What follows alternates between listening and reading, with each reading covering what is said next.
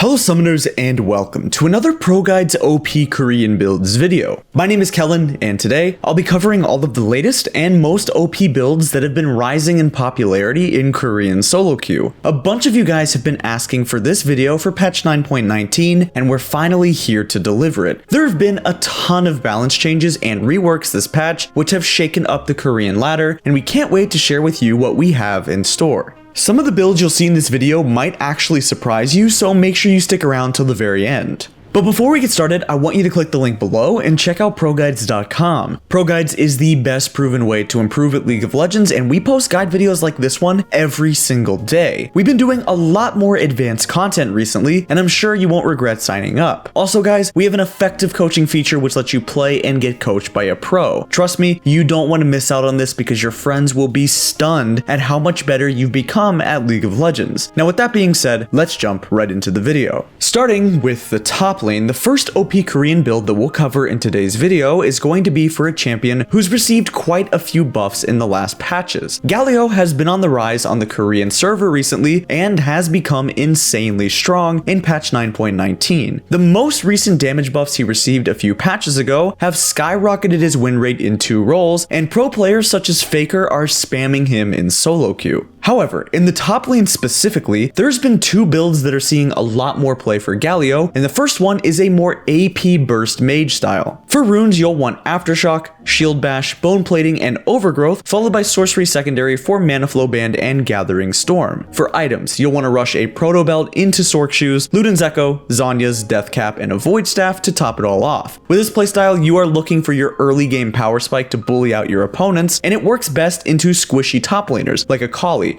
Kiana, Ryze, and Yasuo. Next up, we do have a second build for Galio, which is more of a tanky hybrid style, which focuses more around staying alive during fights and soaking up some damage. You'll want to take the same runes, but for items you'll rush a Rod of Ages into Protobelt, then Ninja Tabbies or Merc Treads depending on what you need, into Liandry's or Morello into Randuin's, and then an Adaptive Helm. I much prefer this build, and sometimes even play this with Grasp of the Undying to stack up more health during the laning phase. Since the taunt flash mechanic was removed a few patches ago, it's very important that you purchase Protobelt to close the gap between you and your opponents during fights. It's pretty much the only way that you can get close enough to the enemy backline to taunt them, and it works about half the time. Next up, we have another build for the top lane, which is for Twisted Fate. Twisted Fate did receive a buff this patch which increased the bonus damage on his E and also increased the attack speed on the ability. These buffs were obviously aimed at his on-hit style for mid lane, but Korean top laners have been abusing TF top lane.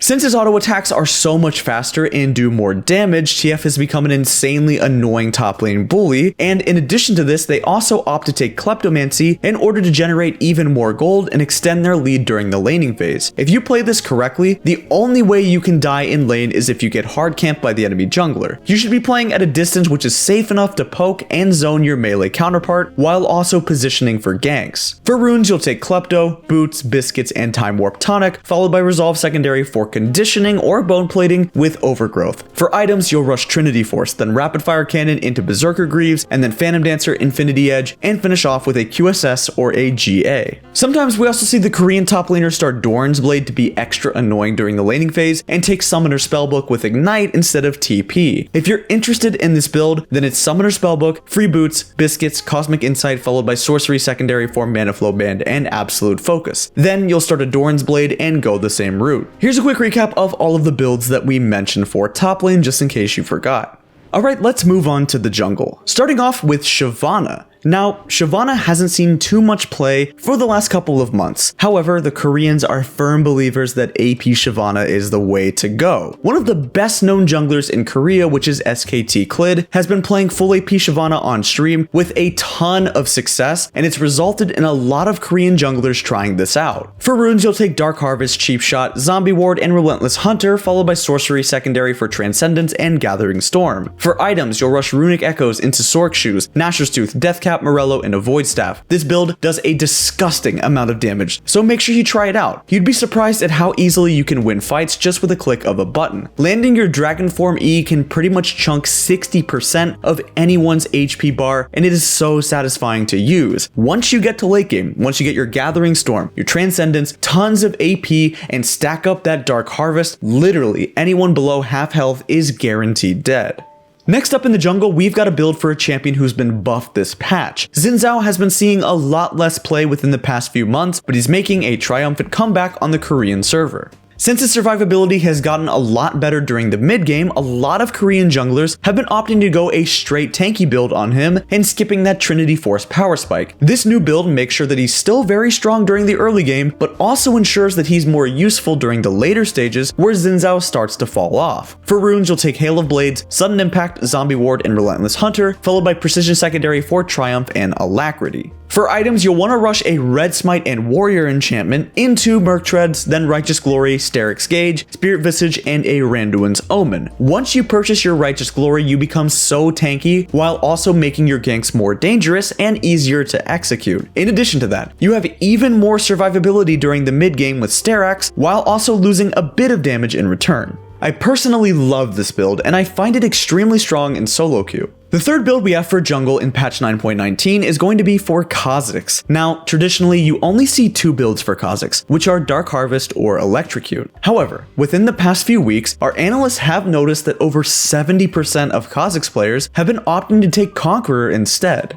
Having the Conqueror rune pretty much guarantees that you can't lose 1v1 to anyone you fight because the healing is insane with your burst. You'd be surprised at how much you actually sustain when you combine a fully stacked Conqueror with Ravenous Hunter and your W. For runes, you'll take Conqueror, Triumph, Legend Tenacity, and Coup de Grace, followed by Domination Secondary for Ravenous Hunter and Sudden Impact. For items, you'll take a Red Smite Warrior into Ninja Tabby, Yomu's Ghostblade, Black Cleaver, Guardian Angel, and a Maw. This build is probably the most OP one that we've mentioned so far in this video, and one of our analysts who was a jungle main actually took this build to low diamond elo and won 17 straight games with it. So abuse this while you can, because Kha'Zix will likely see nerfs within the coming months. Here's a quick recap of all of the builds that we've mentioned for jungle. Alright, let's run it down mid. First up, in the mid lane, we have a build for Ori. If you didn't know, Orianna received a massive buff at the start of the patch, which increased the damage on her shockwave by a big amount. Due to these damage buffs, Orianna mains in Korea have been opting to take Summoner's Spellbook instead of Summon Airy or Comet for that extra burst.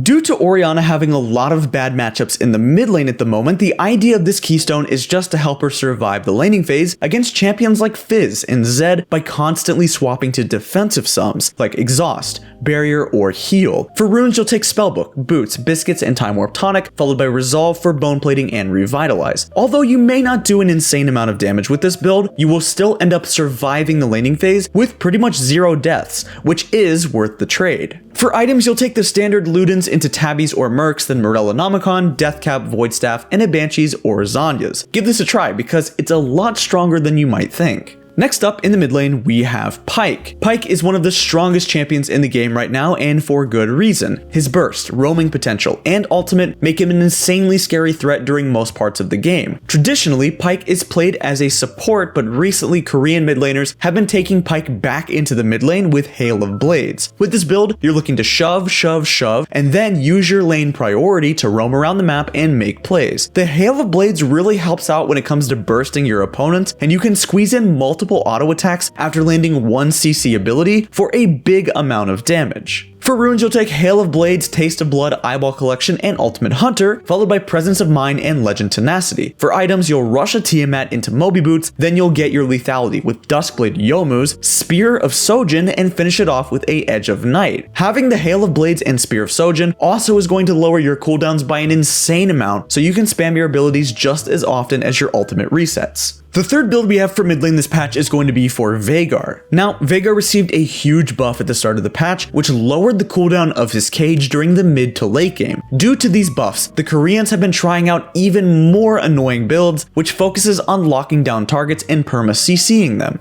For runes, you'll want to take Glacial Augment into Boots, Biscuits, and Approach Velocity, and then Sorcery Secondary for Mana Flow Band and Transcendence. For items, grab yourself a Hextech GLP into Sork Shoes, Zanya's Death Cap Void Staff, and then a Banshee's. Once you've slowed the enemy frontline with your GLP, there is no chance they can escape from your baby cage, which is on an extremely short cooldown. Playing against this build feels really hopeless, because you feel like you can't even move. You just gotta sit there and watch him nuke your HP bar instantly. And on top of that, the problem is once he gets to mid and late game, he's already so OP because of his scaling. Once this build hits level 13, you aren't going anywhere. Last up for mid, we have a build that we already mentioned during our top lane section, which is for Galio. Galio mid has been making a big comeback on the Korean server, and honestly, he's pretty strong. Though he still feels clunky to play because of the removal of his taunt flash, the added burst is out of this world. If you manage to land your abilities, there isn't a single mid laner in the game who can match his damage output during teamfights or even in a 1v1. For runes, you'll still take Aftershock, Shield Bash, Bone Plating, and Overgrowth, followed by Sorcery Secondary for Mana Flow Band and Gathering Storm. For items,